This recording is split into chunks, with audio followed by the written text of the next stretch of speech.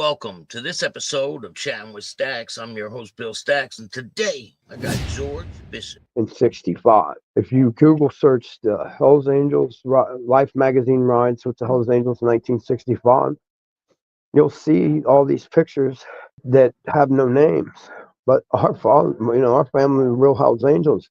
A Hells Angel is not supposed to get, first off, talk to the media. It's a different era now. But back then, they didn't talk to the media, and still today, a Hells Angel is not supposed to give any information on any brother living and dead ever in any way. So they just took advantage of that, and then in the pictures, they're like, "We'll just not," it's just thinking this back through. They had stepped back, so we had stepped back. So what they were doing, I'm not sure if it was if you could even look at it as wrong before. That we got dug in and we got out, we got welcomed publicly. I remember What about Sonny Barger? Well, what did he think of you and your family? yeah, no, he was protecting us. That was my father's golden boy. He said he got fed to the lions, and he came out shining every time. He sent, you think of it like this in a 1% world, that's my son. This is my brother, that's my daughter. You don't need paperwork, the DNA test. That's what who your family loyalty is. What makes you family. Blood makes you related. So his granddaughter, so he gave me permission to marry his granddaughter. I asked Brandy what does Who, Sonny Sonny think. Barger? Sonny did? Sonny did, yeah. I said, what does Sonny think of me? He said your old man's crazy, a nut. He laughs at me all day long. But for instance, I put this on my page, the private message from Zorano, Mrs. B, to Chad Gibbs. It was a blood related member of Sonny's family, who was selling Sonny's copyrighted pictures and stuff on eBay. And she said, messaged and said, can you please stop selling Sonny's copyrighted stuff on eBay or anywhere? You don't have any right to do that. And then he sent Brandy a pic. So Sonny said, I need you to handle that for me personally. No problem. Everybody online remembers when I was in Vegas, in Moapa, North. But really, I was on my way to Arizona, and I wrecked him personally. I don't mind doing that because he was a threat. If he's going to talk to our family members, the female family members like that, we handle our own problems. But nobody's turned from Chad Gibbs since. That was that guy. I was the guy that handled our family and Sonny's family security. I would go off the grid.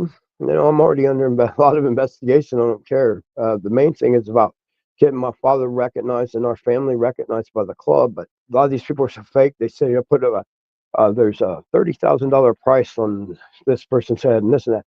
Any problem that would need solved would be a whisper in one person's ear. And when that person got back, it would be a thumbs up, and then you would never talk about it again. But What about when they changed the patch? They changed the logo. Does that have yeah, any bearing on yeah, anything? I'd like to talk about that. I don't have any problems with that being called the larger barger because Sonny made it what it is. But there's only one problem with that. Their version of the story, it was on the 5354 membership cards. My father commissioned a artist named Sundown. Frisco tries to lay claim to the larger barger, and they used our head. My grandfather drew the original head. I have the original drawing and everything up on one of my pages. It was on the 5354 membership card. Sonny didn't come into the club 56. We don't have any problem it being called the larger barger because Sonny did make it what it is, but we do have a problem. I have a problem with our family being completely erased out of what we created. We created everything, but you can have talk to a lawyer about anything that I've just said, and hopefully we can do a follow up. That would be nice, would be he was able to confirm what I've said legally. If you pay somebody to interpret your idea. He commissioned an artist to interpret his idea for what he wanted the new head to look like. Yeah. Then you own the rights to that because it's your idea. It used to be a logo for the squadron, right? A bomber squad. Yes, the 303. Yep. our family member, Gunner Sergeant Nelson Reed Bishop, he was a gunner on a B-17, the Malaysia Dragon. He was shot down over Germany, and he became a POW. He was the only survivor of the Malaysia Dragon of that wreck. Um, it's a pretty interesting story. He was tied up in a turret, and he was falling and he cut himself loose. But there's a picture in them Life magazines of Buzzard Purdue, original Purdue, and Big Daddy Ed Roth. And the reason why none of this has ever been said public before, but the reason why he's right there with Buzzard, because he wasn't a member. But that cross came from our family member. I have that cross in the safe deposit box. I don't think it's actually it wasn't World War II. It was just something that he had, and I said Big Daddy Ed Roth was with them in Utah when they got that cross. I said all this publicly before I researched, our family. My grandparents are born in North Hollywood in Valhalla Cemetery. William Bradford Bishop Sr. and Labella Bishop. Big Daddy Ed Roth, he designed the talent in that original charter was just unbelievable. But he designed like Munster's car, the Batmobile. He was born in Hollywood, right there where family's buried. Where is he buried at? He's buried in Orem, Utah, or really close to Orem, Utah. Where is our family member? Within 60 miles. So, I was able to show the picture of that cross, and that cross, it was really, really important to them for a few reasons. Got Turk McGirt, for instance, they called him the Andy Warhol of psychedelic. He designed albums for Jefferson Airplane. One time, they call him the coolest of the cool. There's an article, one time president of the Purdue Charter, it was like a hazing thing, a joke, that they let him wear the cross one time. But you can look in those pictures that anybody wearing that cross is going to be out front in the pack. That was the feel at that time, that we had just come from war. We don't take orders. 1%ers don't have leaders. We don't get led anywhere. There's always got to be a boss. There's a symbolic. Presidents and the charters are symbolic, but it's no leaders, no followers, no bullshit. I don't know if anybody knows that, but this may have never been said publicly either. I don't think George Christie even, I watched the specifics of how he said it and that, I don't have a problem with George. They got us into it. No orders ever come down from the top or out from the top, because there is no top. Every charter is independent. Every charter, every brother in the charter is equal rank. It's symbolic. But yeah, And I put that. when they first started, right? Yeah. There was a lot of people from different clubs, and they came Yes, together, right? I can pretty much. Yeah, that was the. They put the AMA.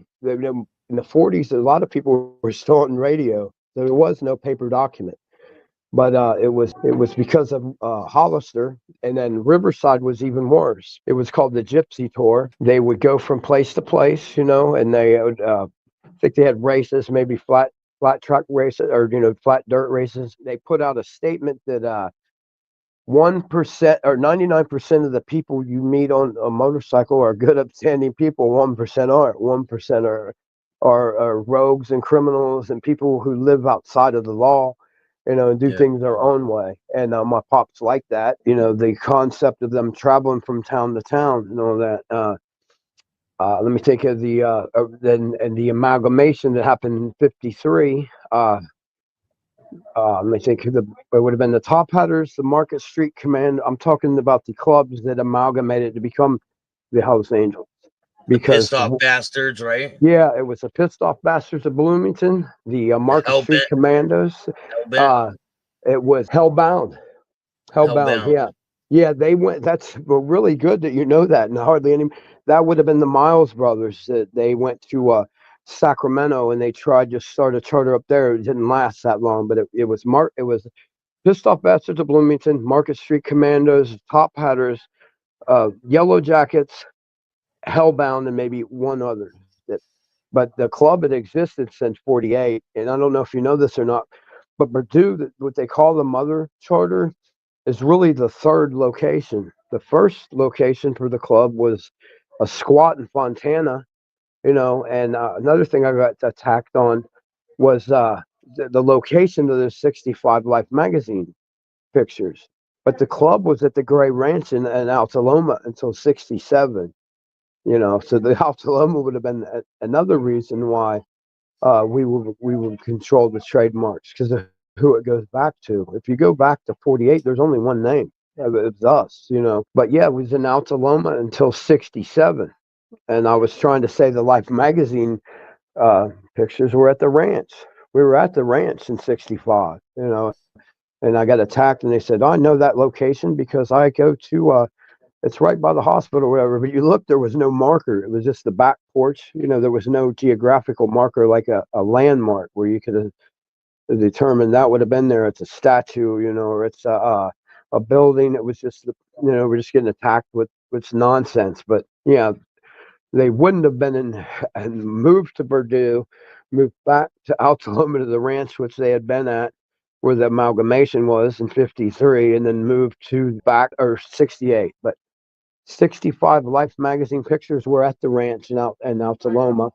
The club didn't move until to modern where it's at in San Bernardino now until I think 67, 68, probably 68, because the club got raided in 67. The ranch got raided in 67. That's when Otto went to prison. Otto found religion in prison, and Hell's Angel's not supposed to ever retire, but he was always up. They thought so highly of him, and that he was let out in good standing.